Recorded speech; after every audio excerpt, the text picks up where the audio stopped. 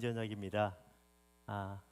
목사님 말씀하신 것처럼 큰 나무 교회를 통해서 다른 교회도 있지만 큰 나무 교회가 정말 큰 힘이 되었고 큰 위로가 되었습니다. 여러분이 기도해 주셔서 다시 사명의 자리로 복귀할 수 있게 된 것 같습니다. 너무나 감사를 드립니다.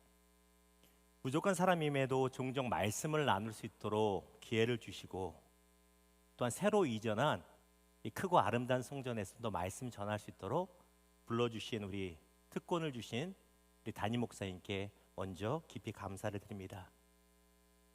또한 부족한 사람을 길거리나 식당이나 이런 데 만나면 저는 먼저 못 알아봐도 와서 인사해 주시고 격려해 주셨던 우리 많은 성도님들 계신데요. 성도님들께도 감사드립니다. 돌아보면 목사님이 언급하지 않으셨어도요, 제가 스스로 고백할 수밖에 없는 것은 큰나무 교회가 저에게 지난 몇 년간 이 모양 저 모양으로 정말 큰 힘과 위로가 되었습니다. 오늘 말씀을 준비하면서 지난 몇 년간을 돌아보는데요, 마음이 뭉클하고요, 그렇게 감사하더라고요. 앞으로도 이 지역의 지친 영혼, 또한 마음이 상한 영혼을 회복시키고 살려내는 귀한 사명 감당하는 큰나무 교회 되기를 주님의 이름으로 축원합니다. 소리 잘 들리시죠? 보니까 새벽에 보니까 스피커도 멋있는 거 이제 달아있고요. 잘 들릴 거예요. 어느 목사님이 다른 교회 가서 말씀 전하는데 마이크가 안 좋은 건지 스피커가 안 좋은 건지 잘 소리가 안 들려요. 너무 안 들리니까 맨 뒤에 계신 분이 앞에 분을 툭툭 두드리면서 물어봅니다. 지금 목사님이 뭐라고 그랬어요? 그래서 그 앞에 분이 이렇게 말하더래요. 별로 들을 것도 없어. 여러분, 담임 목사님에 비하면 제가 전하는 말씀이 뭐 들을 게 있어요. 그럼에도 불구하고 이 시간에 사람이 아니라 성령이 우리 모두에게 주시는 귀한 말씀 되기를 주님의 이름으로 다시 한번 축복합니다. 20세기 독일의 실존주의 철학자 중에 대표라고 할 수 있는 하이데거라고 여러분 들어보셨을 것입니다. 이 하이데거는 인간의 삶에 대해서 인간의 삶은 어느 목적 없이 그냥 던져진 존재라고 그는 주장을 합니다. 그에 의하면 인간은 언제 태어날지 어디에서 태어날지 정해지지 못했고 그렇기 때문에 그냥 던져진 존재다. 그로 인하여 본질적으로 불안해할 수밖에 없는 존재라고 하는 것이, 염려할 수밖에 없는 존재라고 하이데거는 주장을 합니다. 근데 성경은 무엇이라 말해요? 우리 하나님 아버지는 우리 인생에 대해서 그렇게 결코 말하지 않습니다. 하나님은 우리 각 사람에 대해서 당신의 선하고 완전하신 뜻 가운데 이 땅에 보냄받은 존재라고 말씀하신다는 것입니다. 더 나아가 이 땅에 우리를 보내신 하나님은요, 단 한순간도 우리를 떠나지 않고 우리와 함께하고 계심이 믿어지기를 주님의 이름으로 축원합니다. 우리 말씀 볼까요? 이사야 43장 1절입니다. 같이 읽습니다. 시작. 야곱아, 너를 창조하신 여호와께서 지금 말씀하시느니라. 이스라엘아, 너를 지으신 이가 말씀하시느니라. 너는 두려워하지 말라. 내가 너를 구속하였고 내가 너를 지명하여 불렀나니 너는 내 것이라.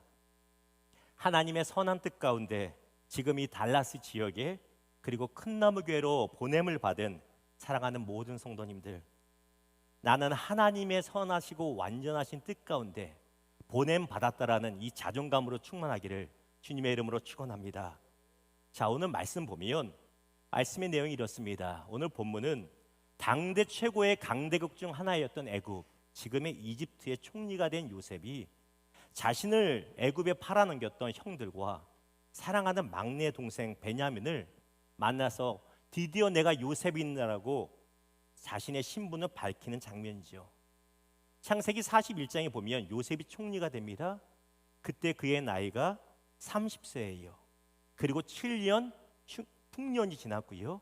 오늘 말씀에 보면 흉년이 시작된 지 2년이 지났다고 하니까 적어도 요셉의 나이가 몇 살? 39살입니다. 그런데 학자들에 의하면 요셉이 팔아넘겨진 나이를 보통 16, 17이라고 해요. 몇 년 차이가 납니까? 얼추 봐도 무려 20년이 넘는 시간 만에 사랑하는 형과 더 사랑하는 동생 베냐민을 요셉이 제외하는 것입니다. 어릴 적부터 이 부분을 읽으면 뭔가 몰라도 그렇게 눈물이 많이 났어요. 마음이 뭉클하고요, 감동이 됐어요. 형들을 용서하며 통곡하는 요셉을 보면서 감동을 느끼고 얼마나 울었는지 몰라요. 영화도 이런 영화가 없지요. 아마 여러분도 마찬가지일 겁니다. 이 부분 읽으면 그렇게 감동이 되잖아요. 왜 감동이 돼요? 오랜만에 만난 이상가족의 상봉 때문에, 그러니까 용서의 감동을 통해서 우리가 눈물을 흘립니다. 그런데 더 중요한 게 있어요. 무엇이냐면 오늘 본문 가운데 요셉이 자신을 향한 하나님의 두 가지 선한 뜻을 드디어 깨닫는 것이 숨겨져 있다는 것입니다.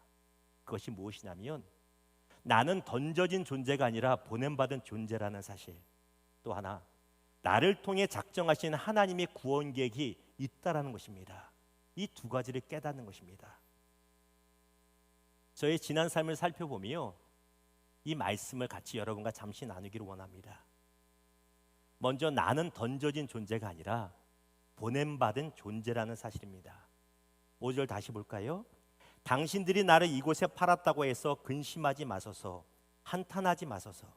하나님이 생명을 구원하시려고 나를 당신들보다 먼저 보내셨나이다. 하나님이 나를 보내셨나이다. 보내셨나이다에 해당되는 히브리어 원어가 샬라흐라고 합니다. 왜 히브리어를 말하냐면 있어 보이려고 말하는 것이 아니고요. 문법적으로 능동태로 쓰여져 있어요. 그 말은 하나님이 그냥 보내신 것이 아니라 적극적으로 어떤 목적을 가지고 요셉을 보내셨다라는 거예요. 이게 중요합니다. 지난 2013년에 기도하는데 하나님께서 개척하라는 마음을 주셨어요. 아내와 저에게 동일하게 주셔서 6개월 정도 집중해서 기도한 다음에 구일산에서 교회 개척을 하게 되었습니다. 그때 개척한 교회 이름이 큰나무 교회예요. 일산비전교회가 아니에요. 여러분 아십니까? 제 영어 이름도 조셉입니다. 이렇게 비록 많은 차이가 있지만 어쨌거나 좀 비슷한 면이 있습니다. 큰나무 교회로 시작을 했어요.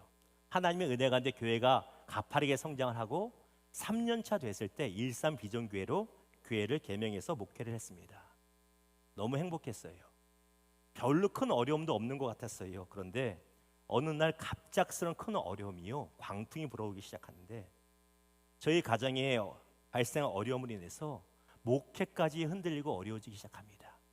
그럼에도 불구하고 계속적으로 교회를 지키고자 했는데 아시다시피 2019년에 코로나가 터지잖아요.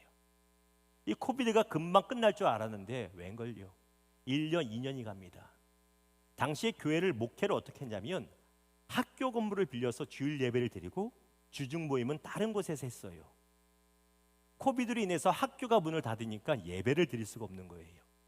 온라인으로 드리고 버티다가 결국은 기도하고 6개월 동안 또 기도하고 교회 문을 닫고 목회를 그만두게 되었습니다. 기도하다가 텍사스로 대학을 진학하는 아이들로 인하여 아이들과 함께 달라스로 다시 돌아왔고요. 그리고 직장 일을 하면서 약 5년 정도를 보내게 되었습니다.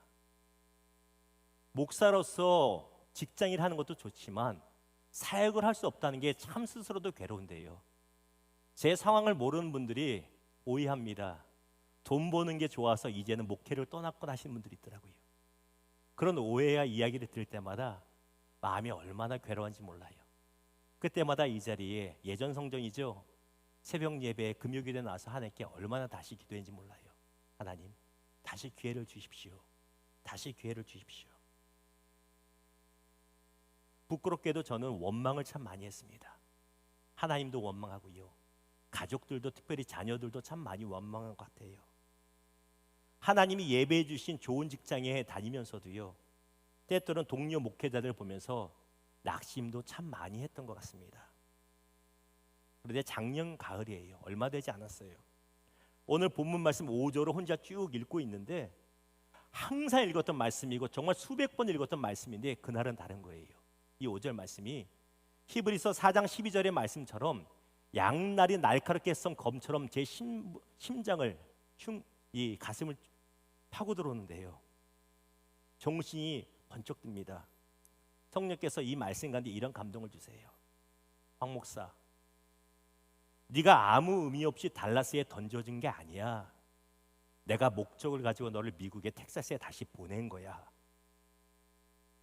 얼마나 감사하든지요. 성령의 이 감동이 몰려오는데 그때 이후로는 누구도 원망스럽지 않고요, 낙심이 되지 않는 거예요. 물론 하나님의 보내신 목적이 무엇인지 여전히 몰라요. 그럼에도 불구하고 나 그냥 던져진 거 아니구나. 하나님 뜻 가운데 다시 보냄받은 거구나. 이 확신이 살아나니까요, 그렇게 당당할 수가 있더라고요. 똑같은 일을 해왔는데 누굴 만나도 누가 물어봐도요, 왜 목회 안 하고 있어? 이 얘기 물어봐도요, 옛날엔 쭈삣쭈삣대고 원망하고 낙심했는데 그렇지 않더라고요. 왜? 나는 던져진 존재가 아니라 나는 보냄받은 존재라는 사실이 인식되니까 살아난다는 것입니다. 7절과 8절을 봅니다.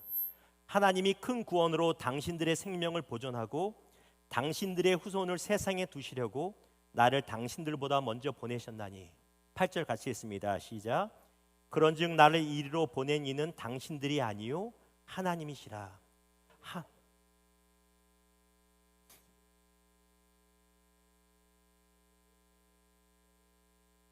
아멘. 하나님은 요셉의 입을 통해서요, 5절과 7절, 8절에 총 3번이나 반복해서 하나님께서 선하고 완전한 목적을 가지고 요셉을 보내셨다고 확신시켜 주시는 것입니다. 물론 그렇다고 해서 하나님이 요셉을 일부러 형들에게 팔리도록 하셨다는 것은 아니에요. 우리 하나님은 그런 분이 아니시지요. 다만 하나님께서는 요셉의 인생에 발생한 갑작스러운 고난과 악한 자의 간교에도 불구하고 당신의 더 큰 목적을 가지고 합력하여 선을 이루어 가셨다는 것입니다. 이 은혜가 여러분의 상관에도 동일하게 있는 줄 믿으시기를 주님의 이름으로 축원합니다. 요셉은 믿음의 사람이었어요. 그런데 우리가 요셉을 착각하는 것은요, 너무나 완벽한 사람으로만 생각해서 그는 나와는 달랐을 거야 라고 생각하다는 것이에요. 제 영어 이름이 원래 요셉이라고 말씀드렸잖아요. 미국에 다시 와서는 한 2년 동안은 팀이라고 바꿨어요. 왜냐하면 내가 아무리 생각해도 나는 요셉 같지 않아. 너무 부끄러워. 내 모습은 요셉까지 완벽하지가 않아요. 근데 그렇지 않더라고요.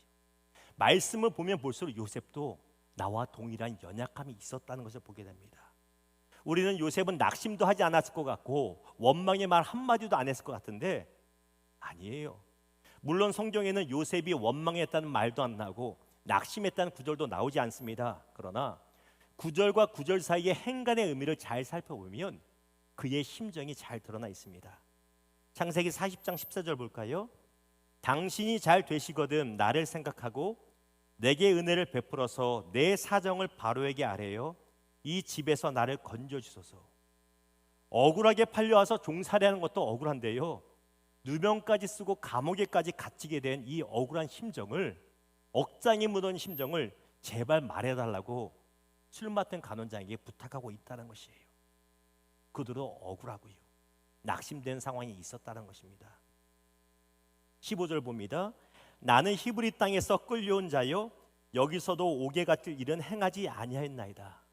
나는 끌려온 자요, 오늘 말씀으로 돌려서 말하면 이것이죠. 나는 여기에 억울하게 던져진 존재입니다. 무엇을 봐요? 요셉이라고 해서 자신을 애굽에 보내신 하나님의 큰 뜻을 미리 알고 있지는 않았다라는 것이에요.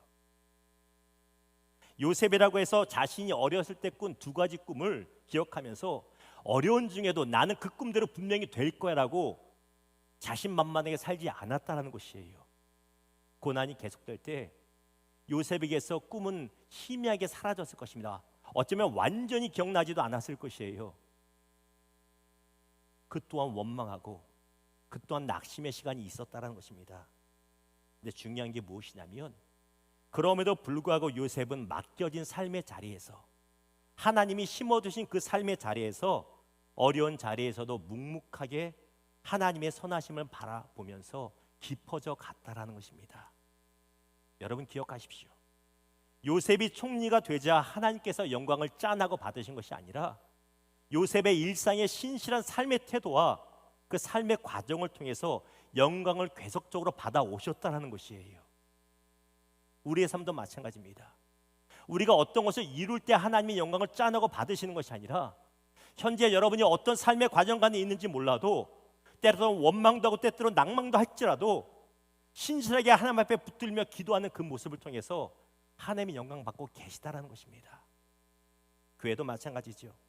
큰 나무 교회가 이 아름답고 큰 성전을 이전했다고 해서 이제부터 하나님의 영광을 받으시는 것이 아니라 그 옛날伝統과 그 어려운 시기를 거치면서도 신실하게 하나님 앞에 기도하며 예배하며 지켜온 그 예배자를 통하여 신실한 교회 성도들의 모습을 통하여 하나님이 큰 나무 교회를 통하여 영광을 계속 받아오고 계셨다는 사실입니다.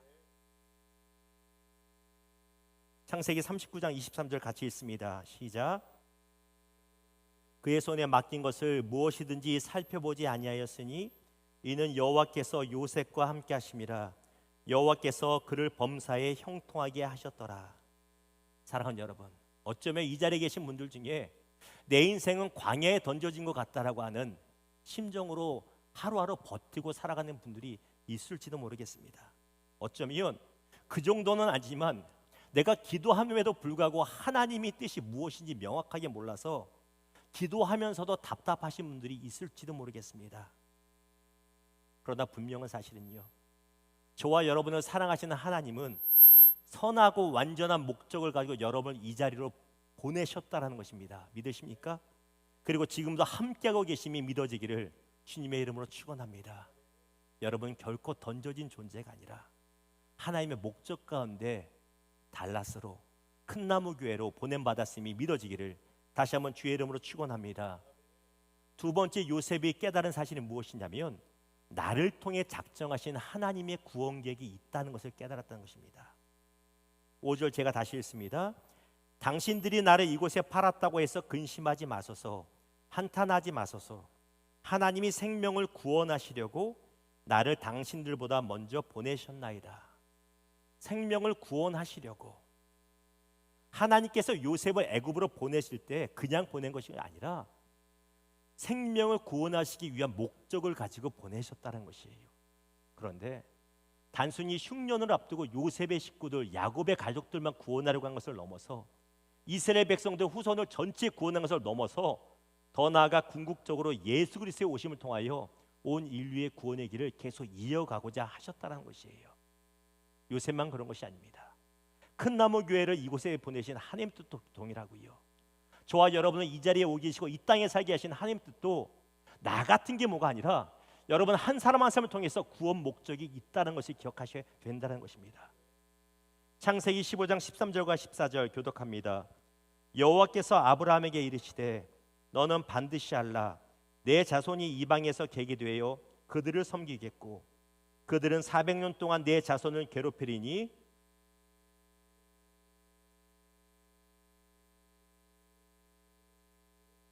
아멘.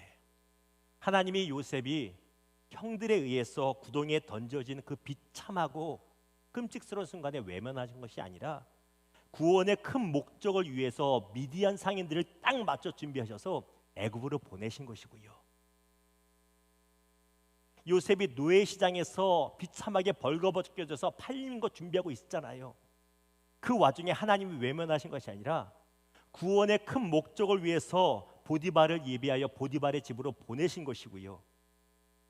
요셉이 억울하게 감옥에 던져진 순간에 모른 척 하신 것이 아니라 구원의 큰 목적을 이루시기 위해서 왕의 신하들 앞으로 보내셨다는 것입니다. 성경이 이렇게 달라집니다.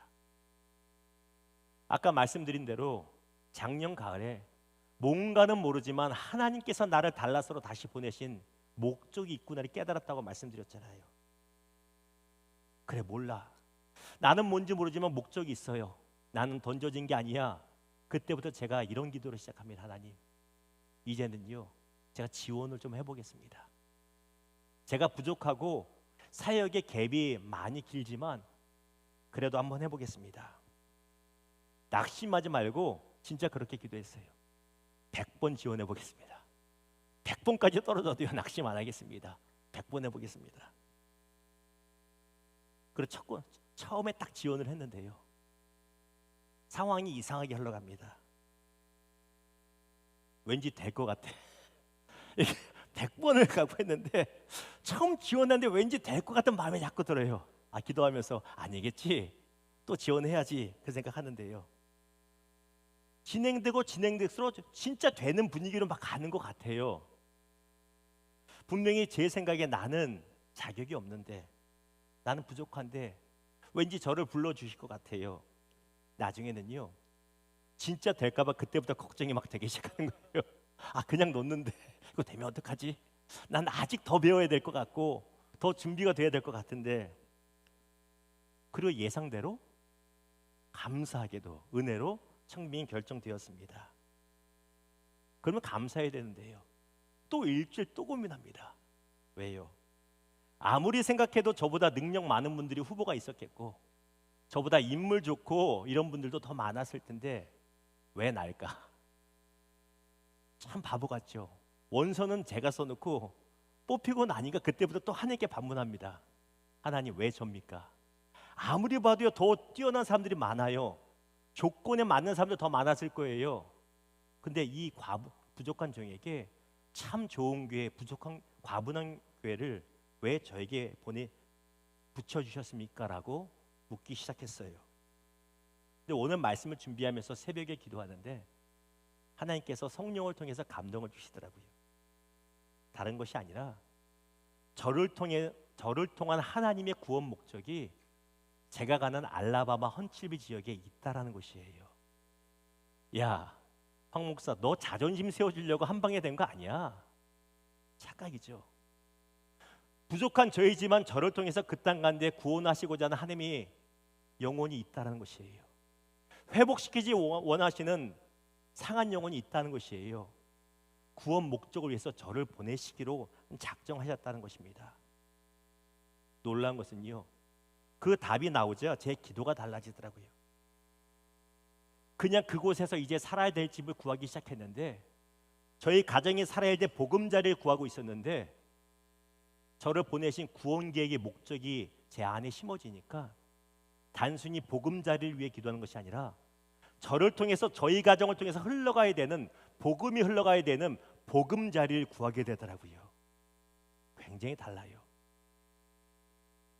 지난 9월 달입니다. 우리 사랑하는 큰나무교회가 이 장소로 이전을 했잖아요. 그걸 얼마 되지 않아서 저도 금요기도에 저 뒷자리에 앉아 있었어요. 우리 전도사님이 찬양 인도를 하시는데 이런 멘트를 하신 것이 기억에 나요. 너무 그 멘트가 좋았어. 제가 집에 와서 아내한테도 말하고 제가 마음속에 새겼던 게 있습니다. 무엇이냐면, 하나님께서 우리 큰나무교회를 이곳으로 옮겨 심어 주셨습니다. 단순히 하나님의 은혜로 이곳으로 우리가 왔습니다, 더 큰 장소 왔습니다가 아니라 옮겨 심어 주셨단 말이에요. 너무너무 좋았어요. 그렇지. 내가 내 마음대로 가는 게 아니라, 한 교회가 이곳에서 저곳으로 마음대로 옮기는 것이 아니라 하나님이 심어 주신 것이지. 왜요? 하나님의 구원의 목적을 위해서 심어 주시는 것입니다. 큰나무교회가 이곳에 옮긴 것은요, 단순히 큰 교회로 옮기는 것이 보기 좋고 편하기 때문이 아니라 이곳에서 더 하나님의 구원 계획을 이루기 위해서 이곳으로 옮겼음을 믿으시기를 주님의 이름을 축원합니다. 이곳에 우리가 계속 기도하면서, 여러분이 기도하면서 기도의 숲을 이루기를 원하시잖아요. 왜 기도의 숲을 이루어요? 기도를 통하여서 지친 영혼들, 상한 영혼들, 잃어버린 영혼들이 주 안에서 회복되고 살아나기 위해서 여러분 기도하시잖아요. 그 목적을 위해서 이것을 부르셨다는 것입니다.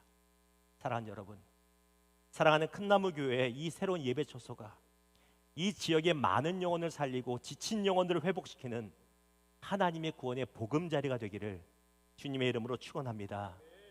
말씀을 맺겠습니다. 담임 목회자로 청빙이 확정된 후에 제 마음속에 두려움이 있었습니다.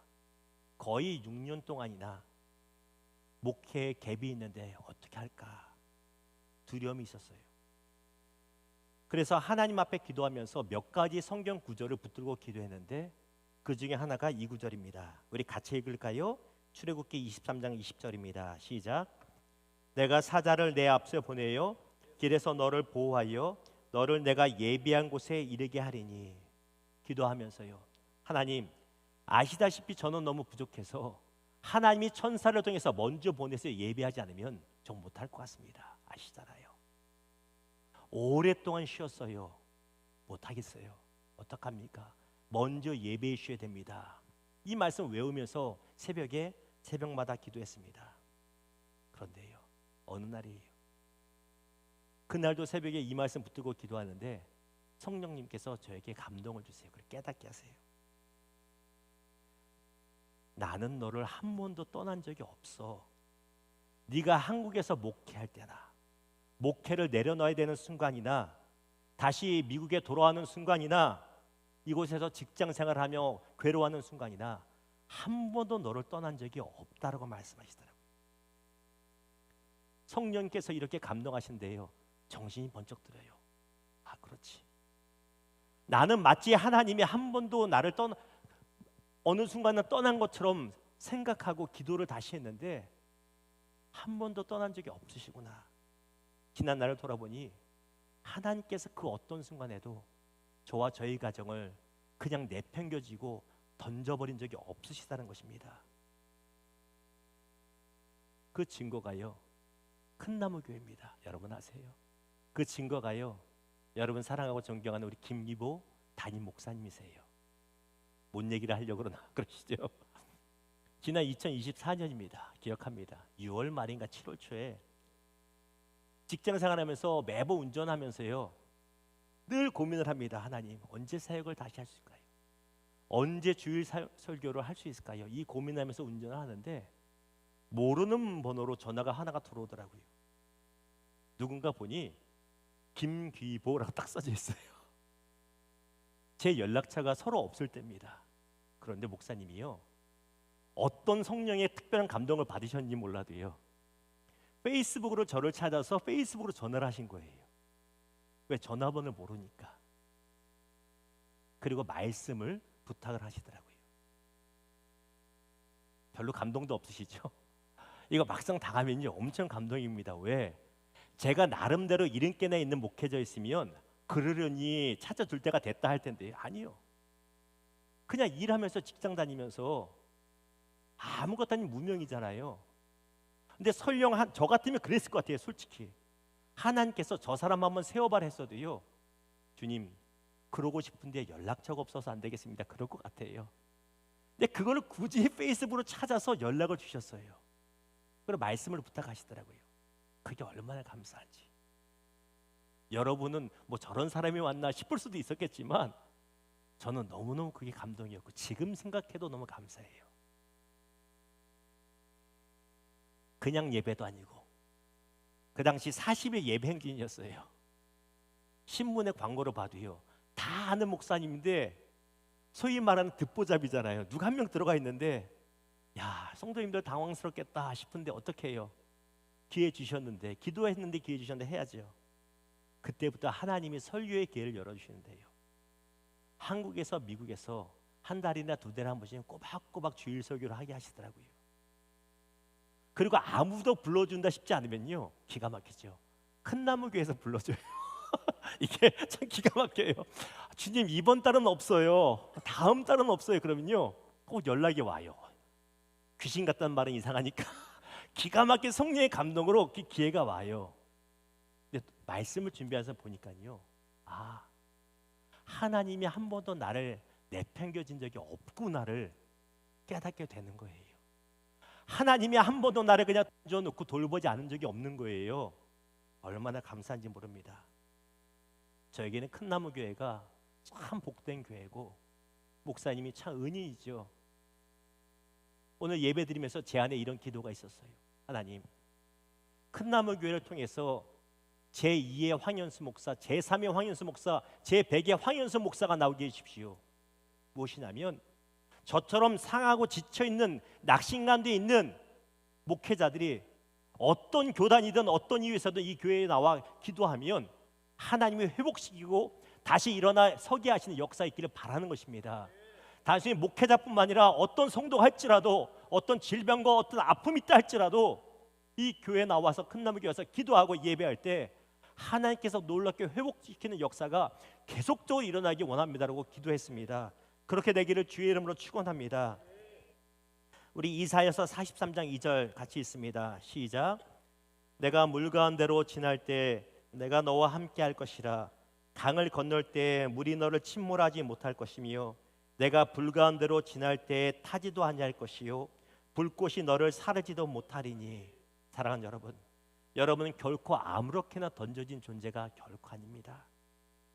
여러분은 구원의 큰 목적을 위해서 하나님이 이 자리로 보냄받은 존재입니다. 저와 여러분을 이곳에 보내신 하나님은요, 보내놓고 땡이 아니에요. 결코 한순간도 여러분을 떠난 적이 없으시고요, 여러분의 가정을 내편진 적이 없으십니다. 믿으십니까? 결코 여러분을 혼자 걷게 하신 적이 없으십니다. 항상 먼저 가시어 예비하시고 좋은 길로 인도하신 분이십니다. 이 사실이 항상 살아서 역사되는 모든 심령 되기 원하고 큰 나무 교회 되기를 주님의 이름으로 축원합니다. 우리 같이 찬양하고 기도했으면 좋겠습니다.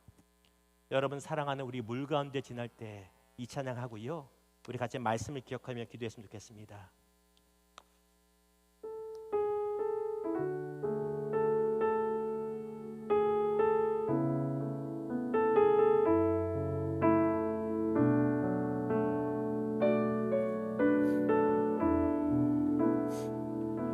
물 가운데 지날 때에도 침몰치 않으며 불 가운데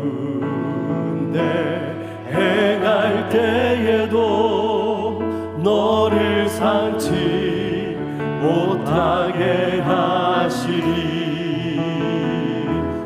너를 지명하여 부르신 하나님 그 사랑, 너를 구속하여 살리신 하나님 내게 말씀하시네.